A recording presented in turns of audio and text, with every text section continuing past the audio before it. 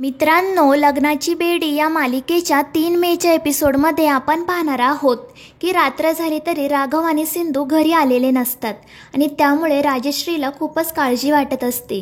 तितक्यात रुक्मिणी तिथे तिला विचारते की राघव आणि ती मुलगी अजून आले नाहीत का. त्यावर राजश्री नाही म्हणते आणि रुक्मिणीला सांगते की वहिनी, त्या मुलीला एक छान नाव आहे सिंधू. तुम्ही सतत ती मुलगी असं का म्हणत असता. त्यावर रुक्मिणी म्हणते की ती मुलगी असं म्हटल्यावर मी कोणाबद्दल बोलते याचा तुला संदर्भ लागतो ना. मग झालं तर प्रश्न मिटला, चर्चा नको. आणि त्यामुळे राजश्री गप्प बसते. त्यानंतर राजश्री पुन्हा राघवला फोन करते, मात्र त्याचा फोन बंद येत असतो.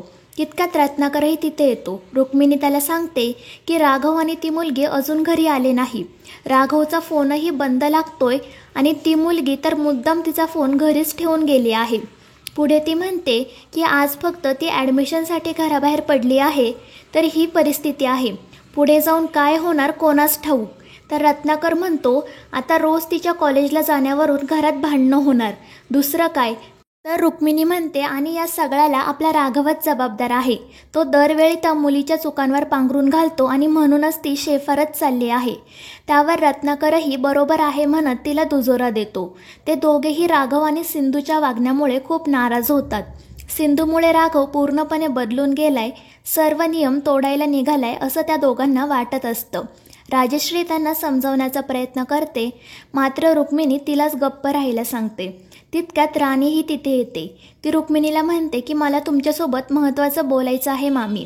आणि ती सांगते की मला डान्स क्लास पुन्हा सुरू करायचा आहे.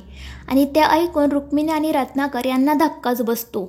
राणी म्हणते की आता राघवने सिंधूला डॉक्टर करण्याचा निर्णय घेतलाय ना, मग घरातील इतर सुनांचं काय. त्यावर रुक्मिणी विचारते, पण हे सगळं अचानक तुझ्या डोक्यात कसं आलं. त्यावर राणी सांगते, अचानक नाही, माझी आधीपासूनच इच्छा होती, पण या घरामध्ये हे सर्व चालणार नाही म्हणून मी काही बोलले नाही. आता मात्र तुम्ही सिंधूला कॉलेजला जाण्यासाठी परमिशन दिली आहे ना, आणि तसंही आता मी काय करते तर फक्त घरातील कामं आणि रोजचे वाद मिटवणं. लग्नाच्या दुसऱ्याच दिवशी रायाही बेपत्ता झाला, त्यामुळे नवऱ्यासाठी घरात थांबावं असंही काही नाही. ना संसाराचं सुख आहे ना कामाचं सॅटिस्फॅक्शन. आणि म्हणूनच मी म्हणते की मी जर डान्स क्लास सुरू केला तर मी घराबाहेर जाईल, लोकांच्या भेटीगाठी होतील आणि माझं मनही रमेल.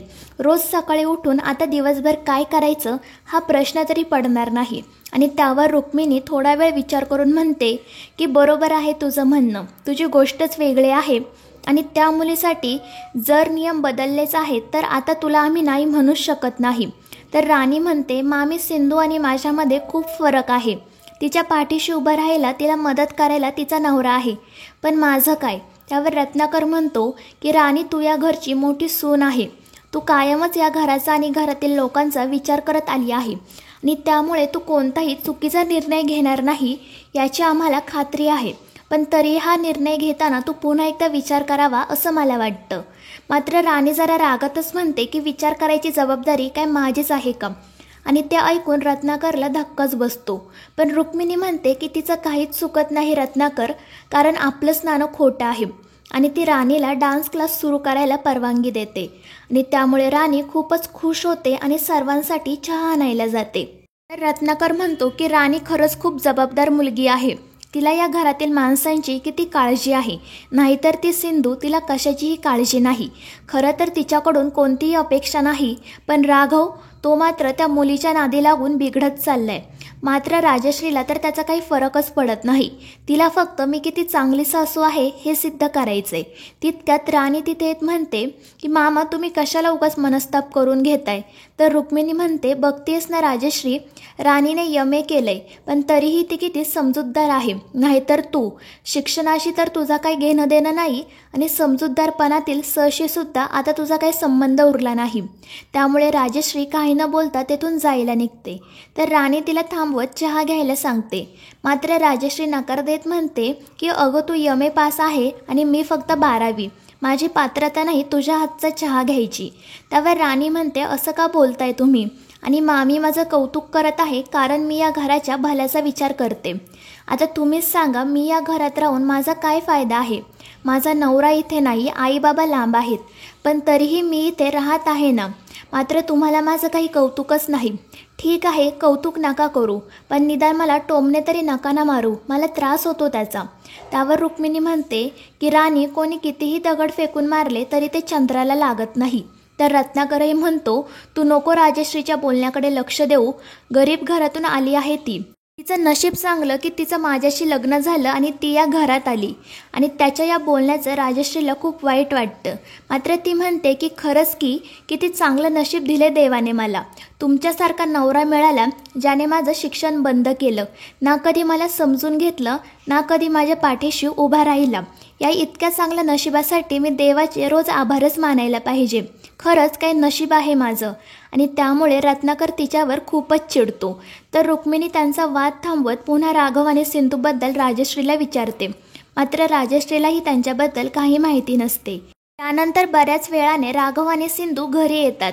राजश्री त्यांना विचारते की कुठे होता तुम्ही दोघं, कधीपासून वाट बघतोय आम्ही तुमची. तर रुक्मिणी विचारते, बांधकाम झालं का राघव? त्यावर राघव विचारतो, कोणतं बांधकाम? तर रुक्मिणी म्हणते, अरे मला वाटलं सिंधूला कॉलेजमध्ये ॲडमिशन नाही भेटलं आणि म्हणून तू तिच्यासाठी नवीन कॉलेजच बांधायला घेतलं की काय? त्यावर राघव म्हणतो, तसं काही नाही काकू. पण रुक्मिणी त्याला रागातच विचारते, मग घरी यायची ही काय वेळ आहे का? तर राणी ही लगेच नाटकीपणाने म्हणते, अरे राघव, मी किती वेळा तुला फोन केले पण तुझा फोन बंद होता. घरच्यांना किती काळजी वाटत होती तुझी. त्यावर राघव म्हणतो, हो का?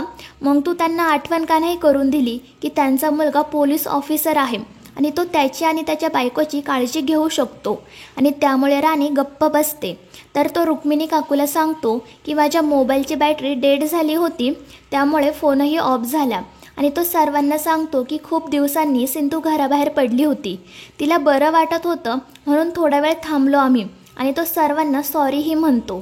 तर काकू विचारते, मग रायाच्या ऑफिसमध्ये जायचं होतं त्याचं काय झालं? तर राघव सांगतो की मी त्याच्या ऑफिसमध्ये फोन केला होता, मी उद्या जाईल तिकडे. तर काकू म्हणते, आता तू अगदी या मुलीसारखा बोलायला लागला आहे. त्यामुळे राघव वैतागून म्हणतो की मी नक्की असं काय बोललो, मी फक्त खरं काय ते सांगितलं. मात्र त्यामुळे रत्नाकर राघववरच चिडतो आणि तो राघवला चांगलंच सुनावतो. त्याच्यासोबत रुक्मिणीही राघवला ऐकवते की या मुलीमुळे तू पूर्णपणे बिघडून गेलाय. आणि त्यामुळे सिंधू रागातच तिच्या हातातील सर्व फुगे फोडून टाकते. आणि त्यानंतर ती न्यूज अँकरिंगचं नाटक करत म्हणते की नीट बघा या कुटुंबाकडे.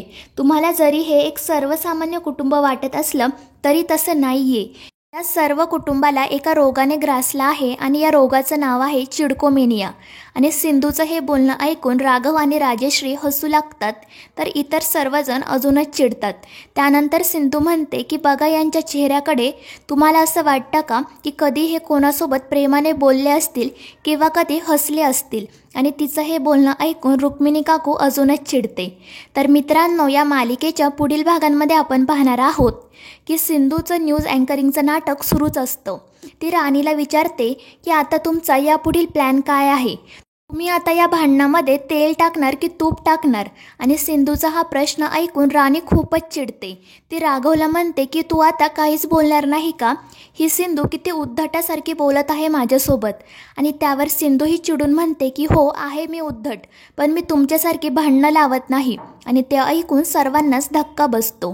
तर मित्रांनो, या मालिकेचे पुढील भाग अतिशय रंजक होणार आहेत. या मालिकेच्या पुढील भागांच्या अपडेटसाठी आपल्या चॅनलला सबस्क्राईब करा.